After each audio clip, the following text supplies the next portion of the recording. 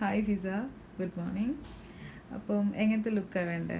എനിക്ക് shawl covered ആവണം, മുടി അത്രക്ക് ഹെയർ കാണണ്ട, പിന്നെ ചെറിയൊരു ഗ്ലോയി ലുക്ക് വേണം, പിന്നെ ഐ മേക്കപ്പ് ഒക്കെ ഇഷ്ടംപോലെ. ഷെയ്ഡോ? നിന്റെ ഷെയ്ഡ് ചേഞ്ച് ആവണോ അല്ലെങ്കിൽ നിന്റെ ഷെയ്ഡ്? അല്ല, എൻ്റെ ഷെയ്ഡ് തന്നെ മതി. എൻ്റെ ഷെയ്ഡ് തന്നെ മതി. അപ്പം നമുക്ക് ആളെ ഫൈനൽ ലുക്ക് കാണാം കേട്ടോ. Bye bye.